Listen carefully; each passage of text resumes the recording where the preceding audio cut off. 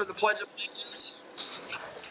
I pledge allegiance to the flag of the United States of America, and to the republic for which it stands, one nation, under God, indivisible, with liberty and justice for all. Before you sit down, please, I'd like a moment of silence for the horrible attack and tragedy in Buffalo. As I was thinking about this, I thought, unfortunately, in America, you could do this almost every meeting.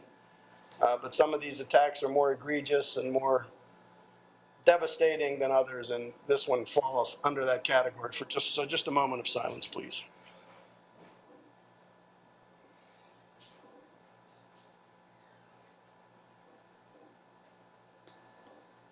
Right, thank you. I'd like to call this meeting to order. This is the Gateway Board of School Directors regular meeting, Monday, May 16th. Thanks for everyone coming a day early because of the election. Do I hear a roll call? Ms. Isha? Yes, Mr. Boba, I am here. Mrs. Cerrucci, She is traveling, I believe. Yes. Mrs. Delaney, Here. Mrs. McBride, Here. Ms. Mungo, Here. Mr. Ritter, Here. Dr. Singh, Here. Mrs. Warning, Here. and Mr. Williams. Here. Thank you, Bonnie. First, we have guest speaker. We have Mr. Sean Whalen and the Interact Club students. Who is going to be leading us on? There he is.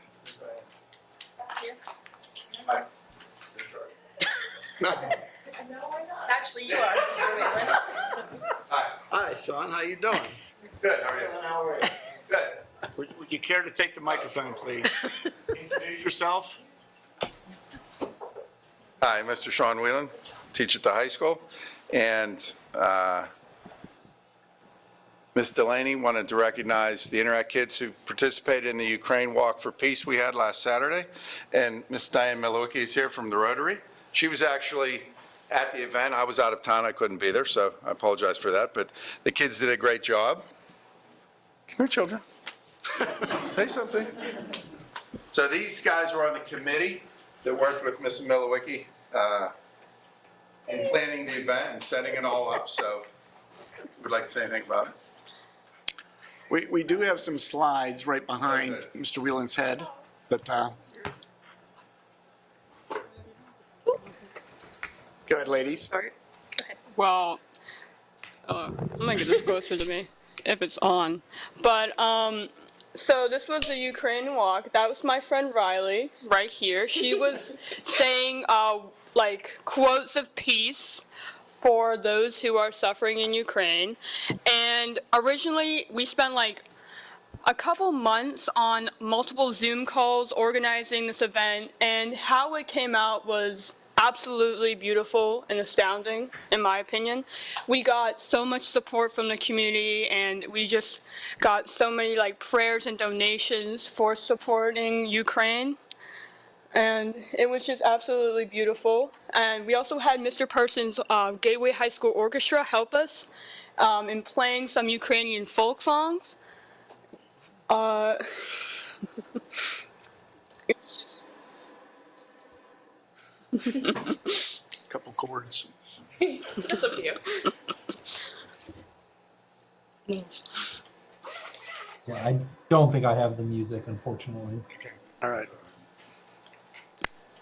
Would you like to speak? Sure. I don't even know if it's on. There's not much else I can add on to what Peyton said. I mean, we went through many months of just planning on Zoom calls, trying to figure out what we should do, what activities we should do, and just overall, how can we make a better impact on the community about this certain situation. And overall, we really wanted to do this to bring support and peace to the people in Ukraine, but also at the same time, like open other people's eyes in the community and realize what is going on in the world, and at the same time, what other wars are going on, and how we can just bring more and more peace. You want to go? Going off what the other two said, we definitely were not expecting as many people as did show up. We were definitely surprised with the amount of people and amount of students from Gateway High School that showed up and just came in to support everyone. I just want to say they did a fantastic job. They had signs that were along the walkway. It was what, a mile long is what it was? Yes. And everybody, they had Ukrainian flags that they had given everyone. There was actually a family from Ukraine that spoke, and their hardships and everything. It was, you guys did a great job, beautiful job. And the ribbons the kids are wearing, Riley made those, and they were passed out to the participants. Well, thank you. Diane, you want to add?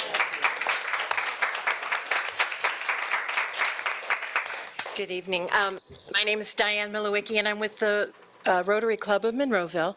And I am the liaison between our Rotary Club and the Gateway High School Interact Club. And Rotary, as you, I'm sure, know, is the, I believe, the largest service organization in the world with over 1.4 million members. And it has as one of its primary missions fostering peace in the world.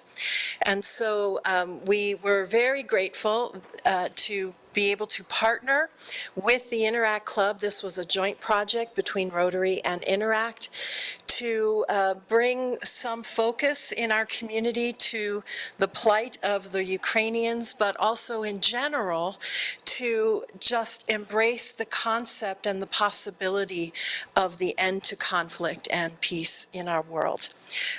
We had to contend with some weather, but other than that, the event was very successful. We raised close to $1,000 and about a dozen or so bags of clothing that are earmarked for Ukrainian refugees.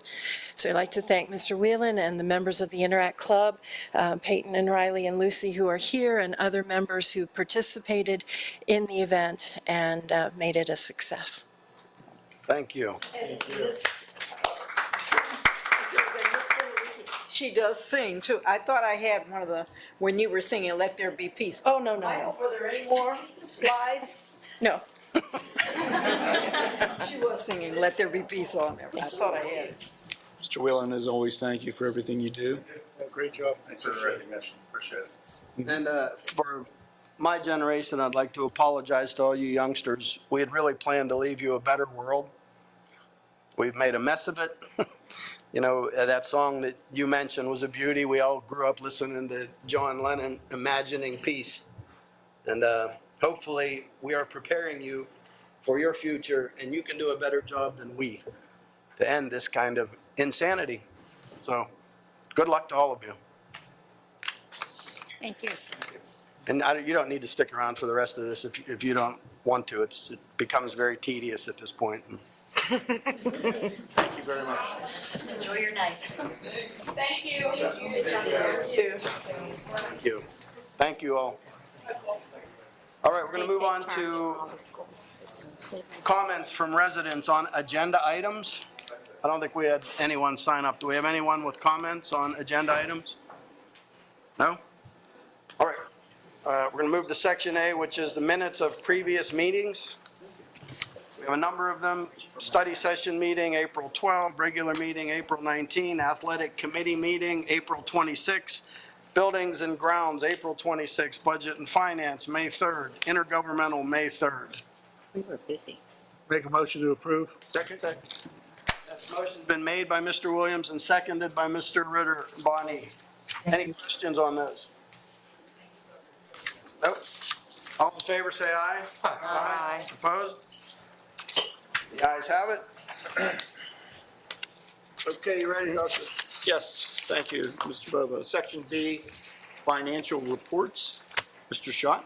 Thank you, Dr. Short. Section B, resolved that the Gateway Board of School Directors approve sections B1 list of bills, B2 financial reports, and B3 budget transfers as listed in section B at the Monday, May 16th, 2022 regular board meeting. Those specifically consist of the items below. 2, section B1 list of bills for the month of May 2022, one being added after a study session meeting. Section B2 financial statements for the month of April 2022, that was also added after a study session meeting, as well as section B3 budget transfers for the month of May 2022. That was also added after a study session meeting. We present these items this evening for the board's review and approval. So moved. Second. Moved by Mr. Williams, seconded by Ms. McBride. Any question on that? Roll call, please, Ms. Isha. Mrs. Delaney, Aye. Mrs. McBride, Aye. Ms. Mungo, Aye. Mr. Ritter, Aye. Dr. Singh, Aye. Mrs. Warning, Aye. Mr. Williams, Aye. and Mr. Bova. Aye. Okay, moving forward, nothing to report on section C, so we will move to section D, personnel agenda. Mrs. Crump with us? Not sure if she was going to join us tonight. Could we have Mr. Schott, could you take section D, please? Yes, I can, Dr. Short. Section D, Personnel Agenda. Resolved that the Gateway Board of School Directors accepts and approves the personnel agenda, items 1 through 6, as listed in Section D for the regular board meeting of Monday, May 16th, 2022. Specifically, item number 1, which is resignations, as depicted below. I see one asterisk, so there was one item added after study session meeting. Item number 2, leaves of absence, as listed below. And there was also one asterisk item was added after the study session meeting. Item number 3, transfers as listed. Item number 4, employment. And there again, there is one asterisk item under 4, and there is 3 asterisk items under 4A, and one additional item under 4B that was added after a study session meeting. Also, we have section C, cyber teachers at the rates depicted. Item number D, early literacy program teachers as listed at the rates depicted. Item number E, extended school year teachers as listed at the rate as depicted.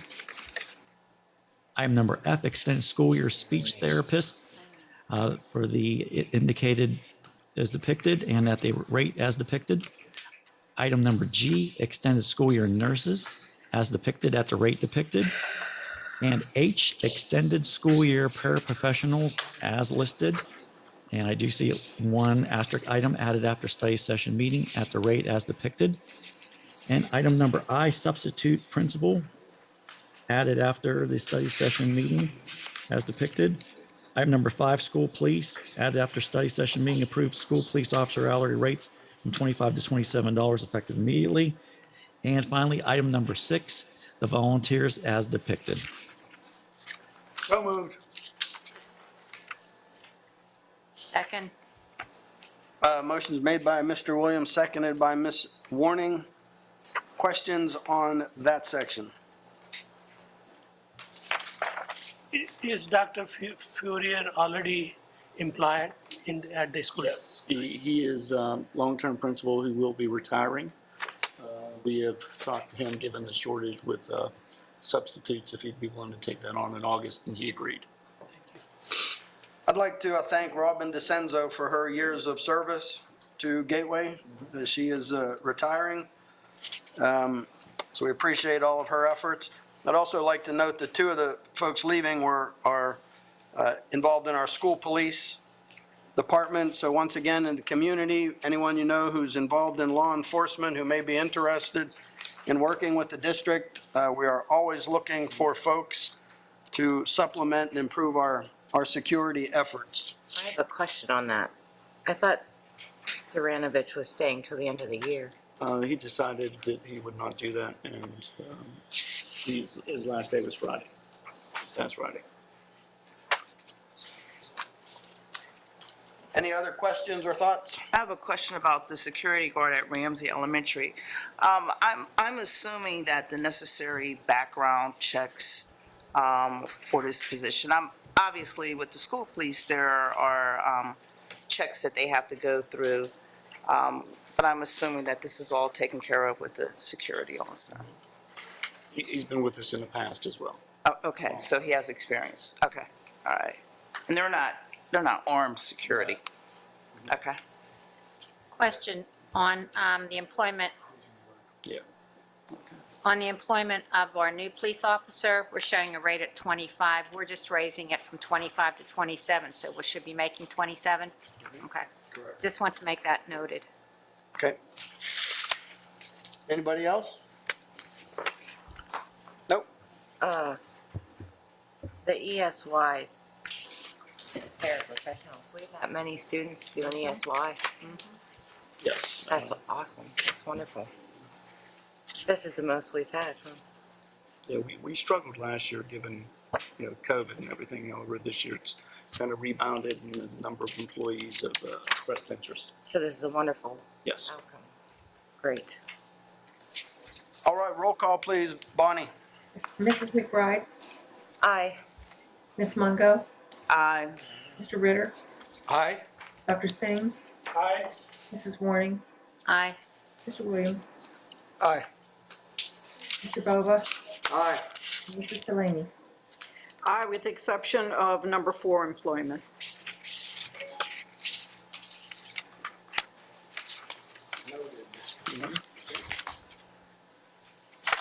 Okay, moving forward, section F, administrative report, elementary education.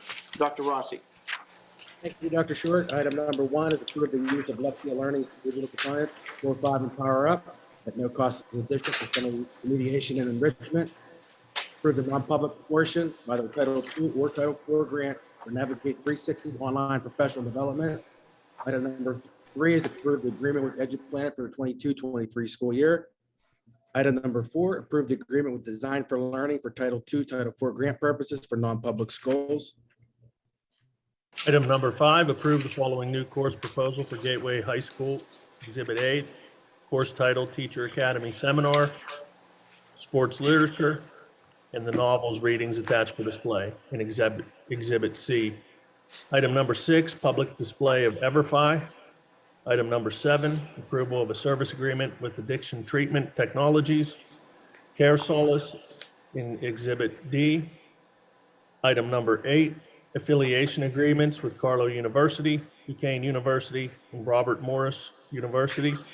And item number 9, Adelphi Education Agreement for the 2022-23 school year as depicted in Exhibit H.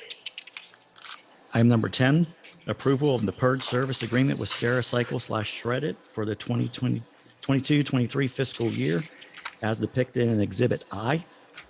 Item number 11, approval of extension of agreement with the Allegheny County Department of Human Services for the reimbursement of expenditures incurred transporting foster care children during the current 21-22 fiscal year as depicted in Exhibit J. Item number 12, approval of extension of agreement with the Allegheny County Department of Human Services for the reimbursement of expenditures incurred transporting foster care children during the upcoming 22-23 fiscal year as depicted in Exhibit K. Item number 13, adopt, advertise, and place on public display the proposed final general fund budget for the 22-23 fiscal year. Bear with me, I'm just going to read this entire resolution. Adopt, approve the advertisement, and approve the required placement on public display via the budget form PDE-2028, the proposed final general fund budget for the 22-23 fiscal year in the amount of $93,096,000. It is further resolved that the 22-23 fiscal year proposed final general fund budget shall be considered for final adoption at the board's regular meeting to be held on Tuesday, June 21st, 2022. The final public hearing for the proposed final general fund budget will take place on Tuesday, June 7th, 2022 at 6 p.m. via an in-person meeting in the high school LGI room and via Zoom meeting similar to the current board meeting format. Please note, the above proposed final general fund budget amount will continue to change and will be updated as applicable prior to the final public hearing, as well as prior to the June study session and the June regular board meeting. The proposed final general fund budget is currently required to be balanced through the utilization of unassigned fund balance to eliminate a remaining deficit amount of $2,847,000 after an included real estate tax millage increase of 0.8565 mils or 4.1% greater than the current millage rate of 20.8914 mils. Thus, the new millage rate would be 21.7479 mils. Additional expenditure reductions, additional revenue adjustments, and/or the utilization of unassigned fund balance may all be required in some combination to balance the final general fund budget. The adoption and placement on public display of the district's proposed final general fund budget is a requirement of Special Session Act 1 of 2006. The approval of the above resolution does not set a final general fund budget amount and does not set a final real estate tax millage rate for the 22-23 fiscal year. Item number 14, approval of Forbes Road Career and Technology Center budgets for the 22-23 fiscal year as depicted in Exhibit L. Item number 15, appointment of school dentist for the 22-23 fiscal year. Appointment of Richard M. Appletar Jr., DMD, at the rate of $5 per student for the upcoming 22-23 fiscal year.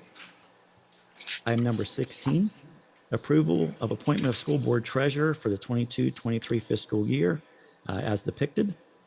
Item number 17, approval of depository of district funds for the 22-23 fiscal year as depicted with PNC Bank in accordance with Section 621 of the Pennsylvania School Code. Item number 18, approval of investment in district funds with financial institutions for the 22-23 fiscal year in accordance with Section 440.1 of the Pennsylvania Public School Code. Item number 19, approval of renewals and premium payments for district insurance coverage policies for 22-23 fiscal year as depicted below. Again, this is our second batch of various insurance renewals for the upcoming 22-23 fiscal year. And we will have additional ones to add in June. And most likely we will have some of those for action at the June study session meeting to enable myself to work with the district insurance broker to get those various coverages bound and in place in time prior to July 1st. Item number 20, the extension of the milk and dairy vendor product bid to the cafeteria fund for the upcoming 22-23 fiscal year with Turner Dairy Farms, Inc., as depicted in Exhibit M. Item number 21, approval of extension of agreement for professional services during the 22-23 fiscal year. That is with the Eads Group, Inc., for engineering services, and that is depicted in Exhibit N. Item number 22, approval of service agreement with CTI Water Treatment Solutions for heating and cooling water treatment services for the 22-23 fiscal year, and that's depicted in Exhibit O. Item number 23, approval of change orders for the Gateway Middle School renovation project for a construction fund for the 21-22 and the 22-23 fiscal years. Those are depicted with Lycarius Construction Company Incorporated, A1 Electric Incorporated, and Shipley Plumbing LLC, and the net change order amount of $35,162.32. Item number 24, approval to hire Bristol Environmental, Inc. to perform required additional asbestos abatement services for the Gateway Middle School renovation project for the 21-22, 22-23 fiscal years in the amount of $15,300, and that's to perform required additional asbestos abatement services for removal of installation containing asbestos that was wrapped around a pipe in the gymnasium. That's depicted in Exhibit P. Item number 25, approval of purchases and payments for various department items during the 21-22 fiscal year. As depicted below, those are technology department purchases with Apple Inc. and AGI Repair Inc. for 650 iPads and cases and protection plan. Total amount $265,648. Item number 26, approval of sale of obsolete and damaged technology department equipment during the current 21-22 fiscal year. Specifically, 300 iPads to IGEA Repair. And the estimated total sale proceeds amount to be received in a range from as low as $1,500 to as high as $37,500, to be determined based on the actual quantities, conditions, and grading of the devices by IGEA Repair, as depicted in Exhibit Q. Item number 27, approval of Allegheny Intermediate Unit Number 3 Educational Services Agreement for the upcoming 22-23 fiscal year, as depicted in Exhibit R.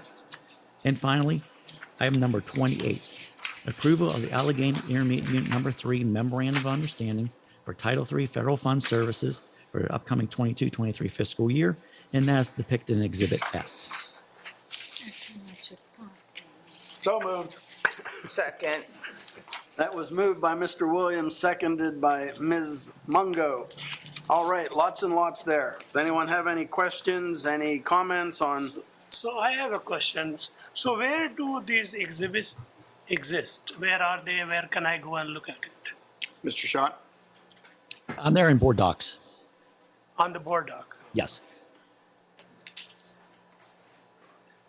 When you go on, it actually shows you exhibits, and they're all listed. Number 8, could you just explain that a little bit? The affiliation agreements with Carlo, Duquesne, and Robert Morris, just so everyone understands. These would be agreements through those universities for student teaching placements. Okay. So those agreements do come, they have to be board approved in order for us to accept those student teachers. So with that said, is there any way to have other schools arrange agreements? Absolutely, yes. Okay. So a follow-up question would be, how did we get to these three? Do you have an idea how we settled on these three? Or is it, we've had these three, I know, since I was For a on number of last years, time. but usually it's done through contact. They reach out to us. Okay. We could reach out to other schools if we were interested in this. So I was wondering. Yes. Okay. Any other questions? Question, Yes. one question. Maiko, are you on? I am, yes. Okay, I'm just figuring out here for our new iPads and carrying cases, comes down to like $408 for an iPad case, $408. Are we putting anything in to make sure that we get these back if someone leaves? I know that was a talk before, and for damages. Yes, I mean, the damages, we are looking at implementing a protection program where parents can pay into it. However, right now, we're still treating it as if the damage was accidental, they will not be charged. But again, vandalism will be charged against the family and the student. As far as lost devices, we do the best we can. As soon as we find a student leaves the district, we attempt to contact them at their new address or their new phone number and recover the device. We still have some issue with that, but we're trying every avenue we have to track them down. Thank you. The 1 year, To be support. clear, the case is actually like $100 a piece, not 400. Well, total. Total. Yeah, and it's important to say that the cases aren't that expensive. That And is the a case, right, 4-year and the case, right, yeah, yeah. It's 4-year accidental damage protection and the Bless case you. combined. Okay, any other questions? Nope, okay, roll call, Bonnie. Ms. Mungo, Aye. Mr. Ritter, Aye. Dr. Singh, Aye. Mrs. Warning, Aye. Mr. Williams, Aye. Mr. Bova, Aye. Mrs. Delaney, Aye. Mrs. McBride. Aye. Thank you. Still rolling. Do we have any resolutions I don't presented? think we have any resolutions presented by board members. You want to get the bump? That's all I was going to do, bar up here. Okay. So we're going to move on to comments from residents on non-agenda items. Do we have anyone who would like to comment on non-agenda items? No? No, I do. Yes, sir. You know what to do, Mr. Thomas. I can't go too long without saying something. Oh, yeah, we're here for you.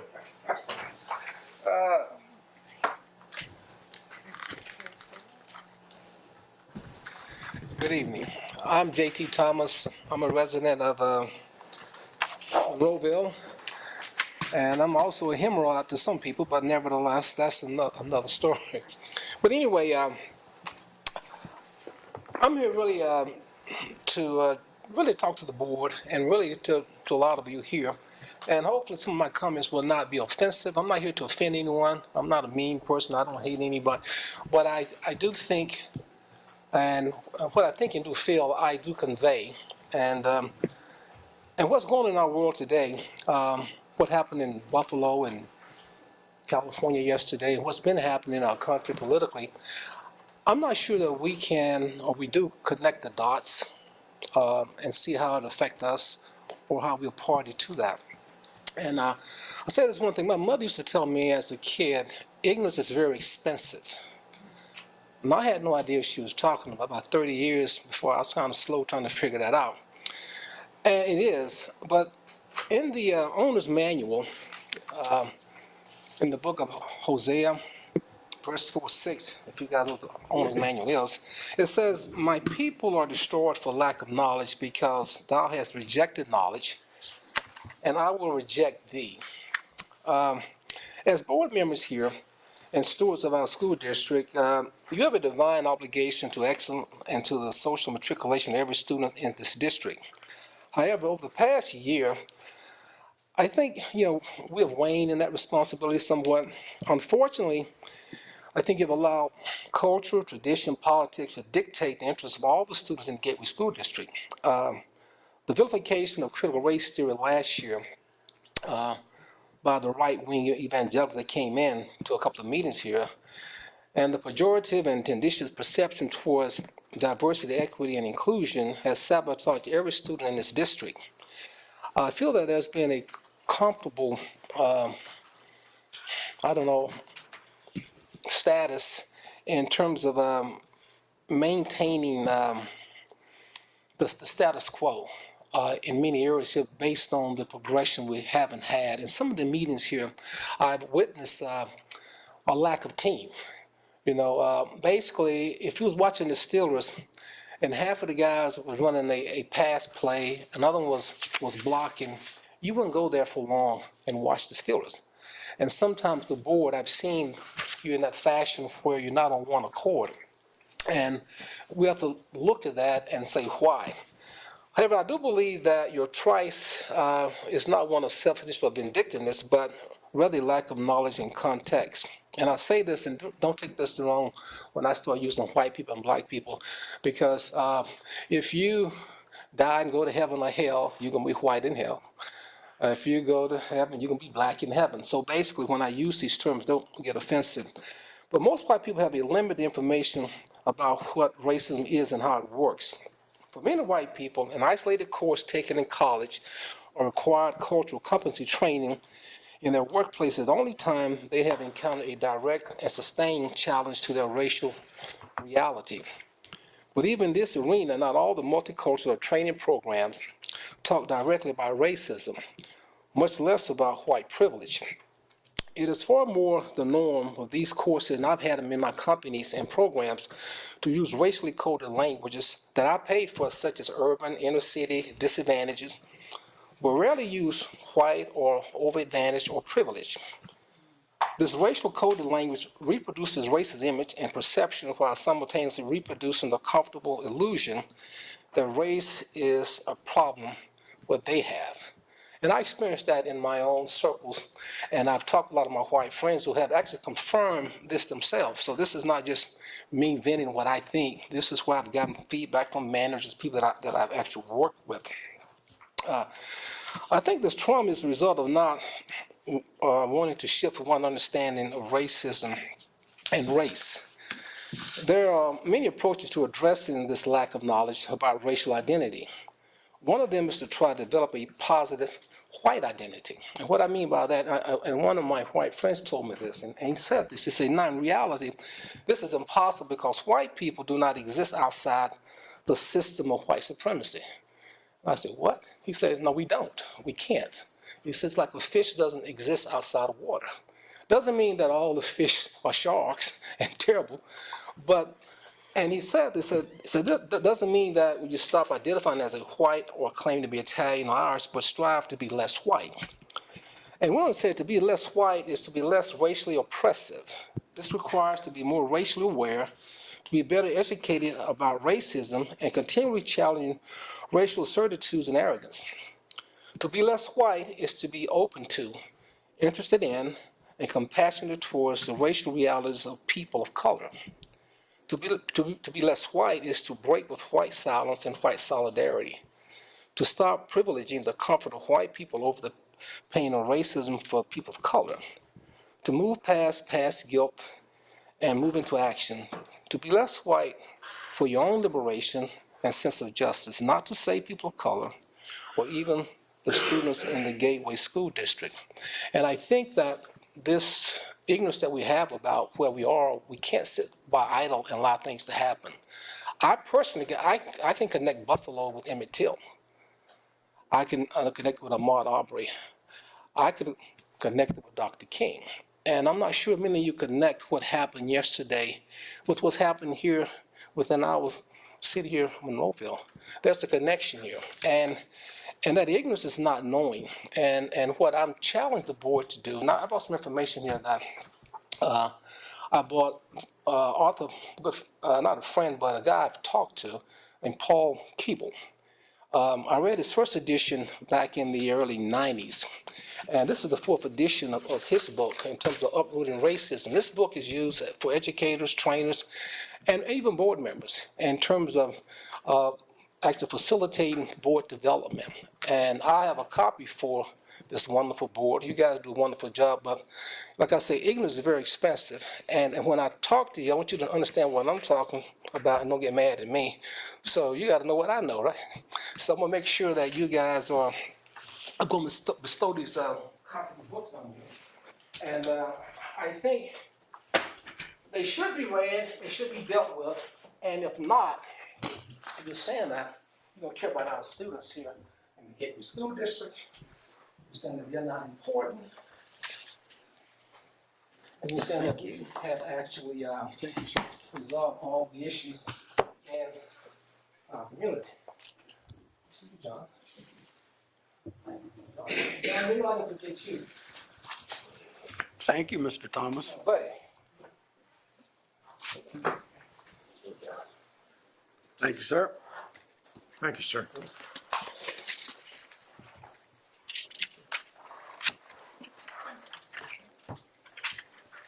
So we owe you $24 each.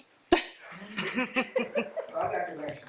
But listen, thank you for your time, but really, I think we need to take a very serious approach. We're living in some very tumultuous time, and I think we're sitting back being very silent, and things are just happening. The murders, the killing, the racial discrimination. Like I said before, to me, it's deja vu. I can connect the dots because I'm older than a lot of you in here, matter of fact. But anyway, I've experienced it in the South. I grew up in segregation. I marched, protests. You know, I did it all. So when I see things, it's kind of a deja vu. So my perspective is different. So when I say things, it's not out of respect, but it's out of wanting you to be cognizant of what's going on. And also being aware of your stewardship and the governance responsibility that you have here for all our students. Because Gateway is great. I've had 6 kids to go through this school district, and it's a great school. But let's not rest on that. We can be the best, you know. And I think it lies right here with this board working on one accord. I mean, and that's what I haven't seen. Well, I'm gonna come up here and bark at you, and being a former defensive back, I'm gonna bump and run you. I don't play zone, okay? Thank you. Thank you, Mr. Thomas. Do we have anyone else who'd like to speak on non-agenda items? No? Okay, we're going to move on to our superintendent's report. Thank you, Mr. Bova. Just a reminder, tomorrow is Election Day. Please go out and vote. Those of you who are of age. Also, no school tomorrow for our students. We do have in-service activities planned for our staff and look forward to those tomorrow. Also, I did speak with Mr. Stevens. Prom was Friday night. A wonderful event. It was held at the Pittsburgh Zoo. When I first heard that, I was like, zoo, okay, all right, but worked out very well, and our teachers did a fantastic job. There were a number of pictures posted, so it was a wonderful evening for all. Also, before I ask for any other reports from administration, Mr. Brown, are you with us? Yes.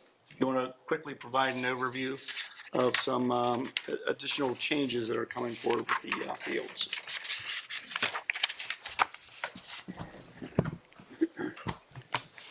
Have a breakdown of some cost increases for our baseball, softball field that weren't really explained in entirety last week. So what we've done was broke it down to explain to the folks at home why the increases that were going to occur. We've encountered very poor soil conditions. And the second item is Allegheny County stormwater regulations have changed. And that being said, what that does to our project, it doubles the amount of excavation we have. It over doubles the amount of stone that we need to build the subbase. And the other products as well. And I'll explain here that what has happened between the time that we bid this, which was, the approval was January of 2021. The pandemic prices, as everybody is well aware, have just gone through the roof. We've got concrete, which has increased 155%. Piping increased 287%. Fuel, 276% since the time that we had this approved. So there are... Bob, let me interrupt. For those who are mathematically challenged, that means in the case of those last three things, they've doubled, tripled in cost. Doubled and or tripled in cost. And that's a large project, a large area, so the numbers tend to be large. These numbers add up to $184,000. That does not include the fuel cost, because I can't calculate how much more fuel we'll be using, and the labor to enlarge the trenches to double the size that were initially required. So brought this to the board so they could be aware of it and decide what direction to move forward with. We also had some other items which were wish list items that we brought to the board, and they were lumped in with the other numbers, which kind of skewed it a little bit. But we have some items that Dr. Short and I thought would enhance our project. But again, that is totally up to the board if we want to move that direction. Do we have any questions from the board at this point? So you said 145, you said 145,000? No, 184,000 plus the labor and fuel for that. Okay. So another 184. Sorry, Dr. Singh? Will it be about another 184? No, the labor and the fuel for that, it'll come out to about 230 total. But I can't break that down because of how much fuel is used for each piece of equipment. And What changes did Allegheny County make? Like, they make us double the size, and you have a letter on the back that kind of explains it a little more from our architect engineer for the fields. But they doubled the holding capacity of the sub-base water retention. So if the ditch was 6 foot wide, now it's 12 foot wide. So that doubles the amount of stone as well. Very similar to when the football field was converted from a grass field to artificial turf. And we're going back probably 22 years ago, where essentially they made the district put in containers, and these were tractor trailer sized containers, underneath the student parking lot for stormwater retention, understanding that we only get maybe a trickle of water that would leave the field, but those were the requirements at the time from Allegheny County. and this changed from when we originally did this up Yes, until it did. 2021. Yes. So we got to do it now before they change it again. That would be the hopes. Okay. And how many fields does this include? Just two. Baseball Softball and baseball. Weren't we supposed to start the turf a year ago? That was our initial intent, but there was different approvals to be made. Can't remember all the reasonings that, when it got late in the year, we decided, and thankfully so, that going through the winter and trying to do it would have been very risky, as we found out with just doing the lighting project. So it was our delay, not Shaw's delay? Yeah, they did not delay it. Shaw is still holding all of their pricing. They have not increased any cost, even for the middle school fields. They held the line on that. But, this is really the labor end of it. No, I was under the intent that Shaw was being held up because of COVID and transportation and workers. And I was just going to say, why do we end up eating it when it wasn't our fault? But if it's our fault, then we eat it. Yeah, Shaw has maintained their numbers and their position the whole time. So it's on us. So Bob, could I go explore the supply chain issue? We all know that it's hard to get eggs and bacon and infant formula and things like that on the retail side, but you're like more of a professional buyer. Have the supply chains opened up for the things that you need, the nuts, the bolts, the wiring, the No, wood? it's getting worse. Can you like sort of, do you have a feel with some of your other buyer? Well, the other products that we just, 6 months, or is it going to be the same for the next 6 months? nobody knows that for sure, that, you know, what's going to happen 6 months from now. It seems that people are putting more folks back to work, but it seems to be very slow. The items that we use ourselves here constantly, toilet paper, paper towels, floor wax, we've gone ahead and locked it in ahead of time before other people. Just knowing that we have no control over it at all. And there's some items that, as a school, you just cannot do without. You know, you can't do without the TP or the paper towels or the hand sanitizers or, and there's hundreds of items that we're discussing. Some we have to change manufacturers just because others are not available.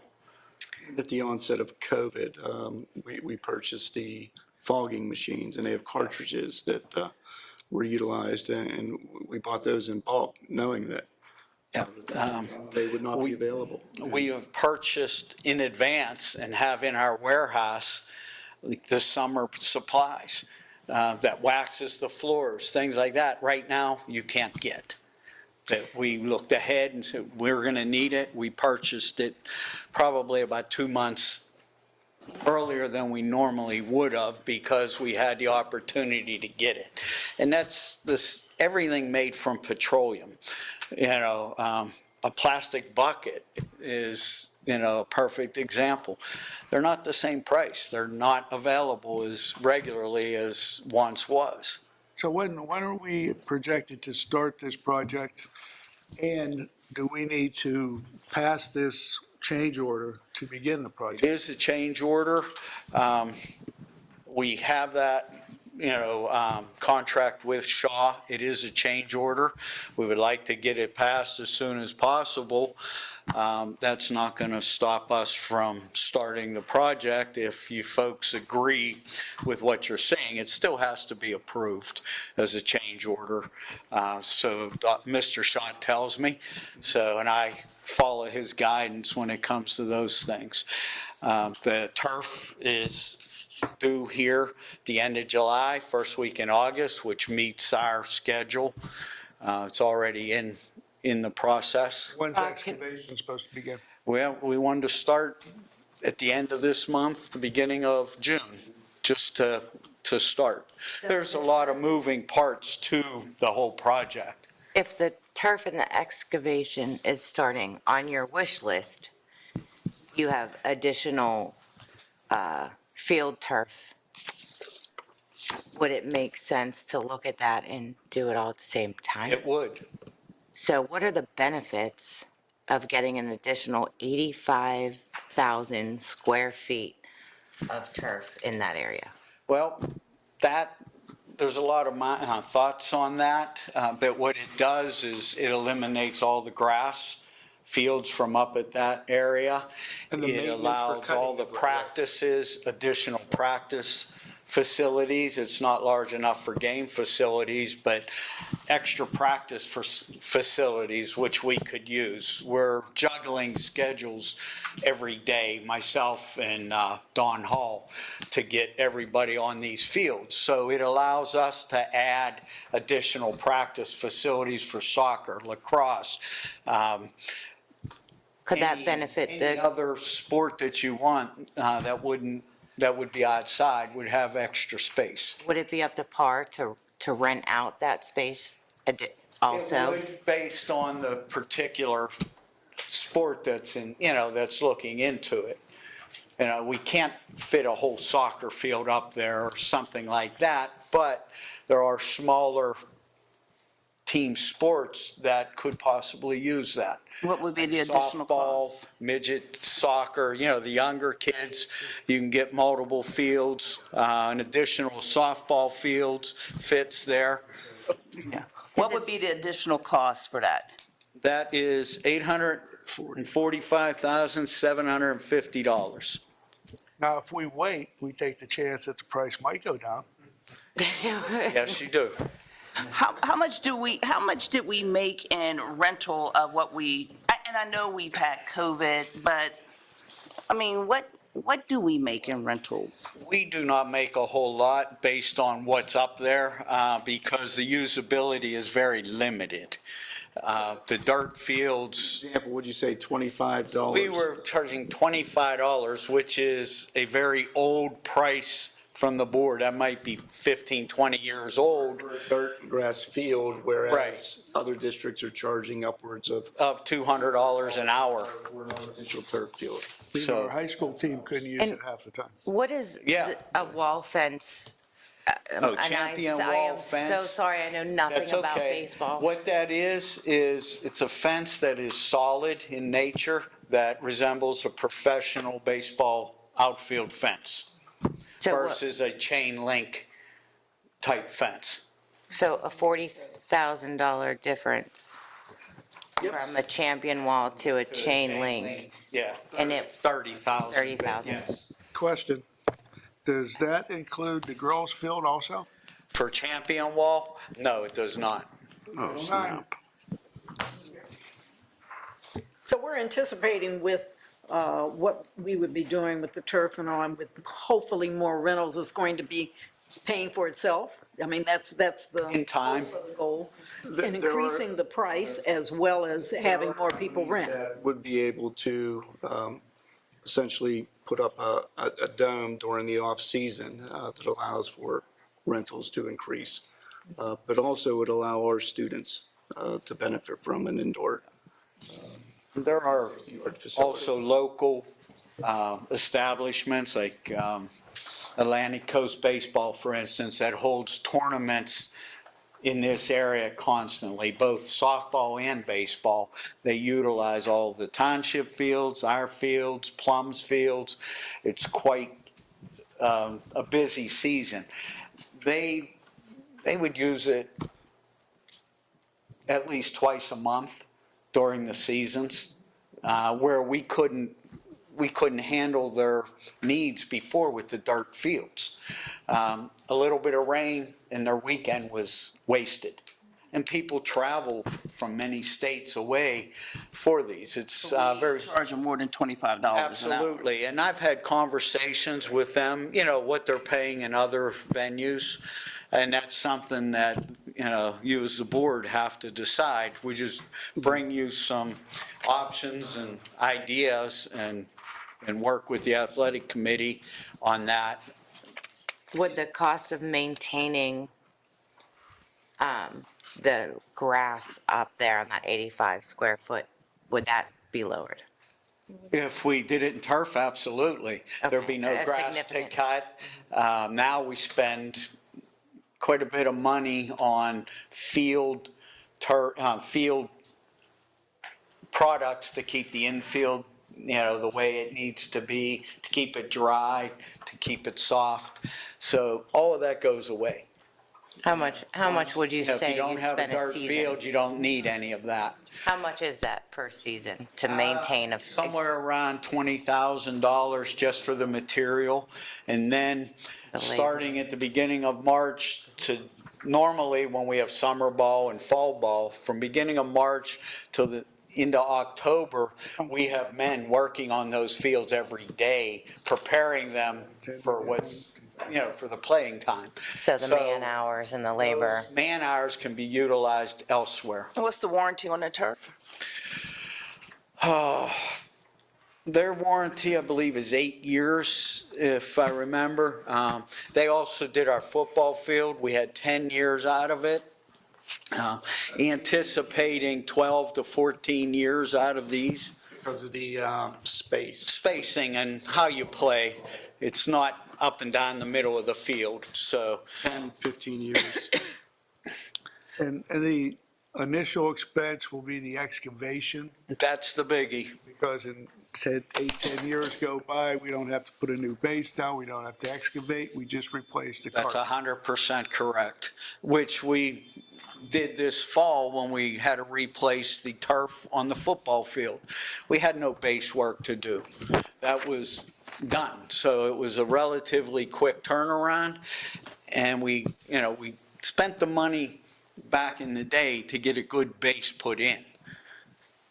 It is also interesting that Visit Monroeville, in my conversations with Sean Logan, he indicated that the hotel use in Monroeville, the highest point is for the AAU circuit with traveling teams utilizing the hotels in Monroeville. Yeah, hotels, restaurants. That brings in anywhere from 150 to 200 teams 2-3 times a month, and they play anywhere from Uniontown up to Newcastle, renting out fields. Well, you got to increase that price. Yes, he'll play it because we're turf.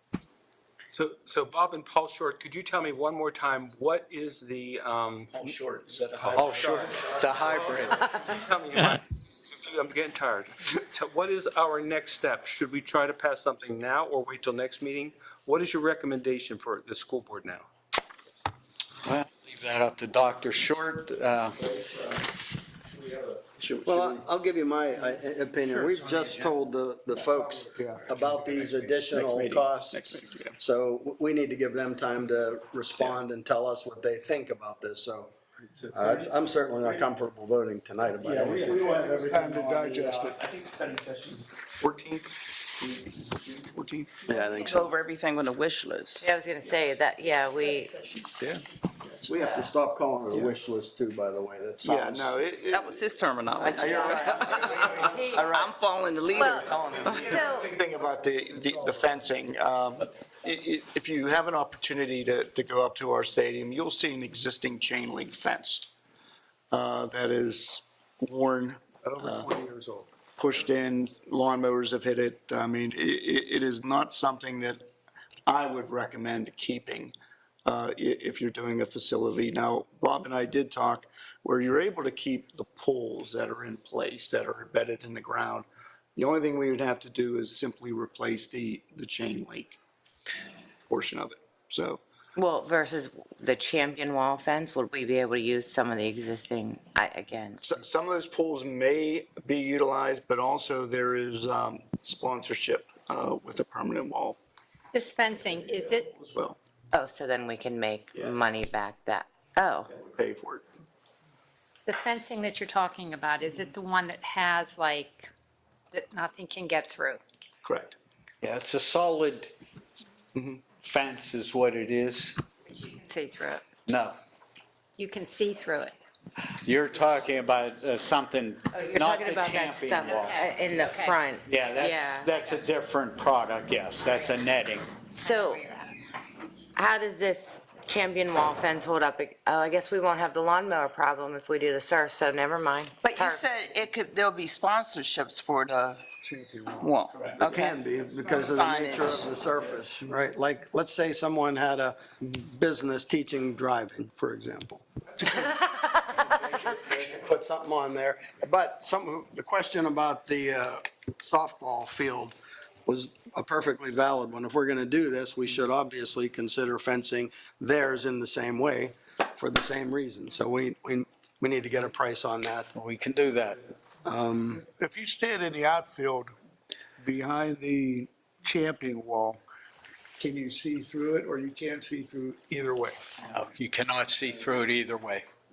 This would bring individuals into, So therefore, WPIL might hold events here because they can control. Yes, we can control the gates. Well, and additionally on this, you have add a walkway between fields, so what are the? Now, the two fields touch each other. And in order to get to the baseball field from the parking lot, you have to walk all the way around the softball field portion. So what we were gonna do was move the softball field 7.5 feet to create a walkway between the two. Is it? But that takes there's a lot of distance from that softball field all the way out to the parking lot. It's a long way. There's excavation, stone, concrete. So that's not included in the 85,000 square feet? That would be included. Well, that changes if we do that, it would all be turf then, and it would be included in that. That's what I'm saying. So if we did the 85,000 square feet. That one goes away. So there is no walkway, there is no additional Correct. 50, you just walk down the artificial Yes. turf between the fields. Okay. Correct. Okay. All right, so I think I have 4 items, and correct me, let's all brainstorm this. Number 1, the public should visit and walk the field.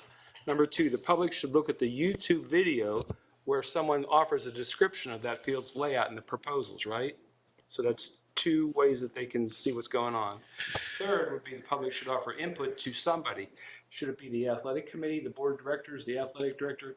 When the public has some thoughts, where do they direct that? I think they should all call you. Yeah, I was just going to say that. The board should put it on the agenda, and then the board should vote on the thing. The questions should come to myself or Dr. Short, only because we're a lot more familiar with the goings-on.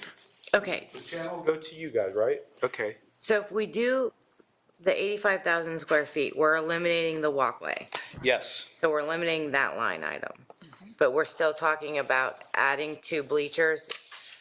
If you take a look at the softball field, which nobody really has any reason why they did it, the dugouts are cattywampus to the field, where most dugouts are parallel to the sidelines. We have no idea why they put them the way they did. And it was a matter of correcting it and making it more the way a ball field should be.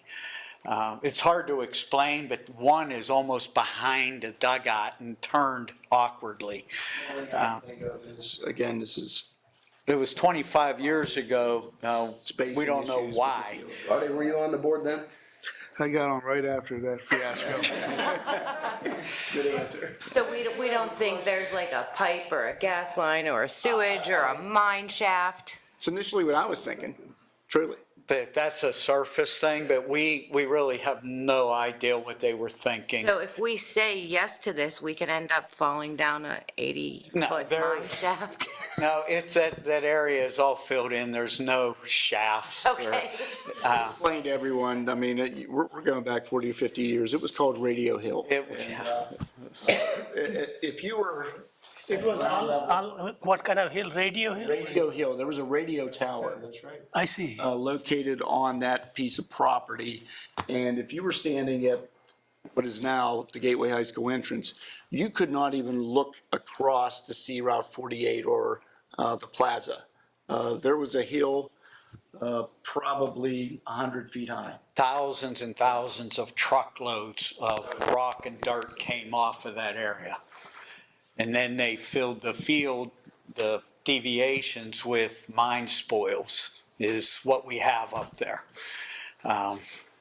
So. Yeah, that's. So the only thing that would be eliminated from this list doing the turf is the walkway. Well, in the C, which we do in-house, which to demo the fence and those things, they're not difficult things to do. To take off the old fencing, pull out the poles, which, we can do that in-house. So how many man hours is that going to take, and how much do we pay them an hour to do it? Well, I don't know that exactly, but it's not $28,000 worth. Okay, so on our list, if I'm right, then you're saying, and again, I'm not softball or baseball, but the softball players need to see the field from their dugout, so that would need changed.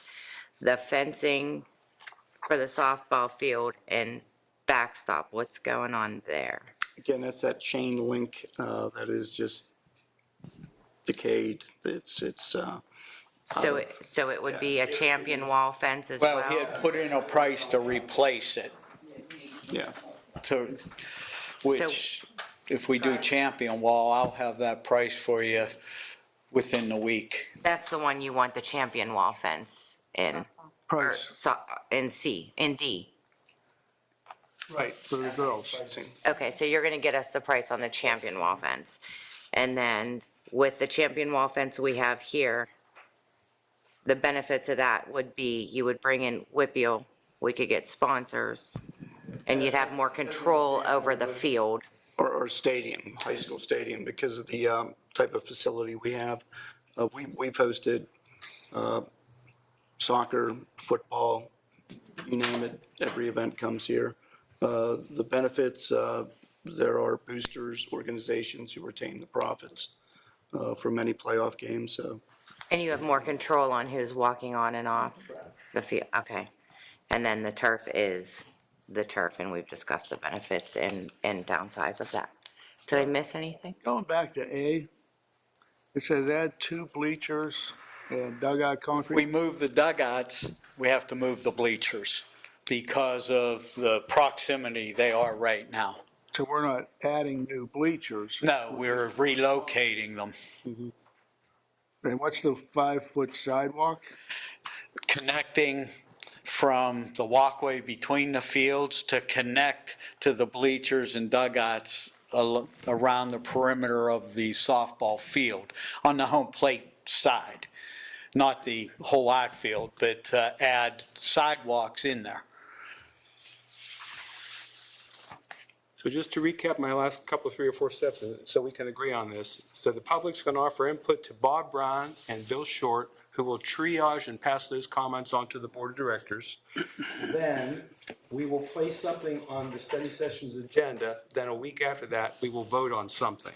So that puts the pressure on the public to get up there, walk that field, to pass your comments on to us. And now my question to you is, if we vote on this at the next regular meeting, will that be in time or will that be too late? It'll still be in time. That project up there is months long. There's 2 months of moving dirt and soil and so it's not a quick process. We don't have to, we don't have to put this up on the next study session's agenda. Well, we do, because now if you don't, then you're into August. All right, So you, okay, so let's hold this original battle plan here, okay? And then we can eliminate B if we do F, and we can eliminate C, he's gonna keep it in-house. Very good. So if public is going to get a walkthrough, can I get a walkthrough? anytime you like. Okay, so I give you, send you an email and you. Send me an email, you can call me. See me on it, and we'll go up there. Yeah, we can definitely do a walkthrough for anybody. Number 2 comment I have is, I feel that we have kind of a rosy picture of what we will get for our rentals. I think it may cover at the best 10 to 20% of the money we are putting in. That's how it looks. Even if we increase from 25 to 100, net amount probably last year you got rental, or maybe on rosy year 2019, you got rental money, say 10,000. And Up there, even- it probably wasn't that much, only. Even less. It Okay. would probably have been So less. even if it increases 100% or, many fold, so it may go 50,000, it may go 100,000. But I don't see that anything coming to this budget. No, but the purpose of these fields are really for Our purpose. gateway students I agree with you. primarily. I- That's just the cherry on top. Exactly. Yeah. Tiny bit. Dr. Singh, your point is well made. I've been doing this a long time. None of the estimates of recouping expenses ever reach the hope. But the underlying question is the thing itself of enough value that if we got 0 revenue, is it still worth doing? And again, as someone who played baseball here a long time ago, baseball players have waited decades to have a field they can play as softball players throughout the spring. So it is a painful cost. It's a difficult time to be doing it, but it's always a difficult time to be doing it. As we're sitting in this room getting warmer and warmer, because many years ago, people didn't think about air conditioning this building, the cost of going cheap is almost the cost of ignorance, Mr. Thomas. It always bites you sooner or later. So there's something to think about, you know, there's something to think about. Thank you for explaining all that. Just call me if you want to take a walk up there. We'll make sure it happens. Thank you. We're going to move on to the rest of our reports because we're not quite done yet. Are you done, Dr. Short? We're done. Board reports. Board reports, please. We're going to start with the lovely Ms. Delaney. Okay. First, let me thank the Interact students and the sponsors for being here. That's a vision, I think, that Ms. Warning and I both talked about, of seeing the students come out in some way when we want to celebrate the great things that they are doing, have been doing.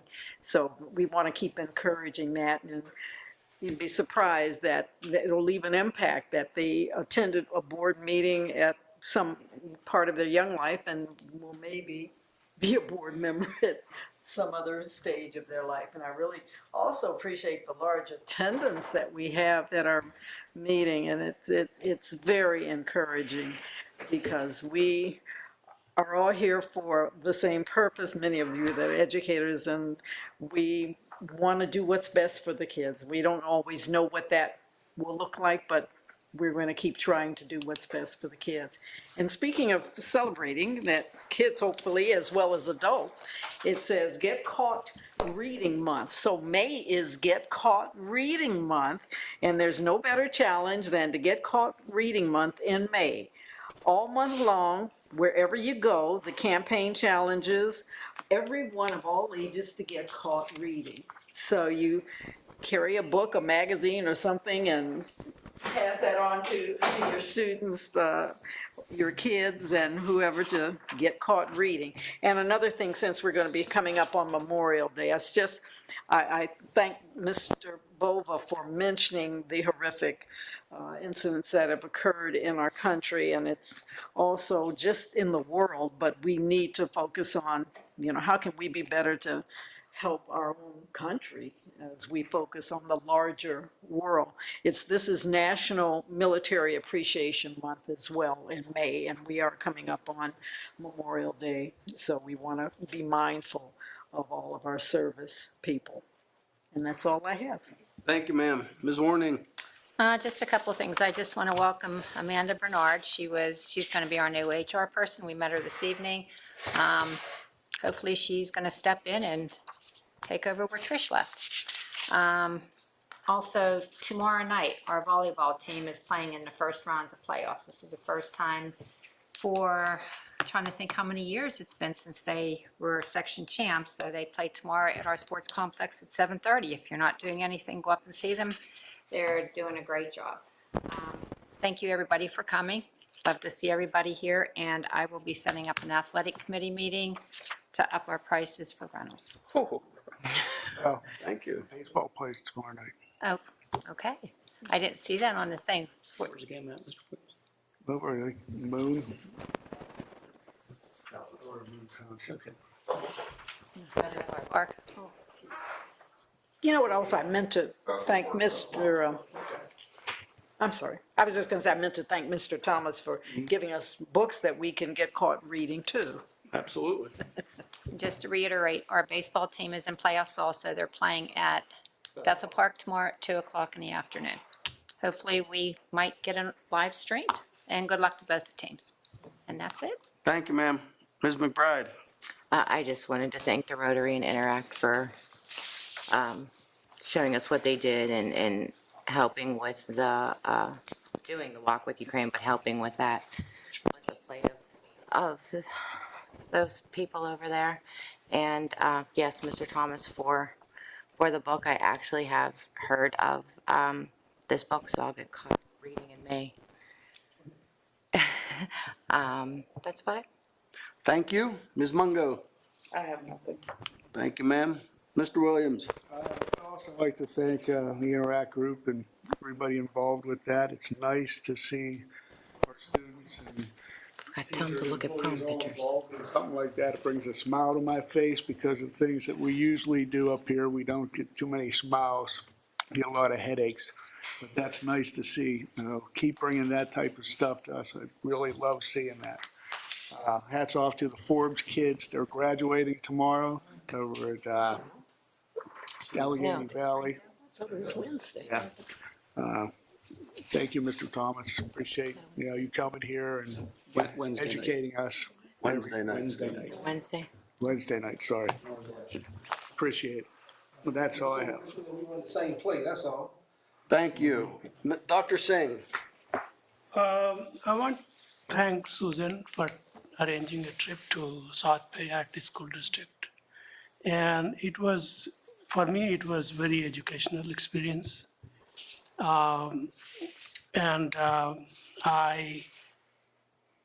He was warm and he went extra yard at every time and to show us around, to show us the school, high school, to his ideas, to his thought. And he shared a book which we put small money, whatever change I had, I give it. And other people, put good amount and so forth. So same kind of gesture, what we see here, a book from Thomas. And I appreciate that. It was a good experience. I mean, Susan drove, so it was a free ride for me. But Until the orange car came on the side. You weren't supposed to talk about that. We made it safe and sound. What happens in the other school stays in the other school. Thank you, Dr. Singh. Mr. Ritter? Woodville Championships for the track team are going to be held at Slippery Rock 2 days from now on Wednesday. So I'm going to get to go to that, pat the kids on the back, and I just want to see them run and jump and throw and reach and fall down and get up and just push and push and push. It is, here we are at the end of the year already. And it's just a wonderful thing to see all the work that these kids have put in. And now it's beginning to pay off. The championships are ahead. I hope they do well. We'll see what happens. We had two girls represent Gateway at the PSACs this past weekend in Millersville. My daughter placed, so. Wonderful. Congratulations. Yeah. That's all I got. Thank you, sir. All I have is, want to thank folks who came out. Thank Interact. We are going to do that regularly because we got tons of stuff going on and it is worth remembering the good. I want to thank Mr. Thomas for his dedication in this book. Very kind of you. This week, if I'm not mistaken, we have our Ramsey meeting, correct? Thursday. So this is the first of our reach out to the community meetings, the first of what will be many and regularly offered attempts to, in a more informal way, allow the community to tell us what's on their minds, what we can do better, what we've done well. It will be involving parents, educators, staff, school board members. A facilitator will be in each group to steer the conversation. So those of us who tend to talk too much don't talk too much. So I'm pretty excited about that. We will then be making a schedule for the other schools as we figure out how to best do this. And I think that about covers it. Are we going to have an executive session or not after this? That is an excellent question, Mr. Ritter. I believe that we are going to have an executive session to discuss personnel matters after this meeting, not to return. So as soon as I get the motion to adjourn, I'm going to bang this gavel. You're all going to say your farewells and we're going to finish our work. Back on, because when I'm like, you guys are done. Motion's been made and seconded. Scotty made it. John seconded. All in favor, say aye. Aye. Opposed? Thank you all. Have a good week. Don't forget to vote. Don't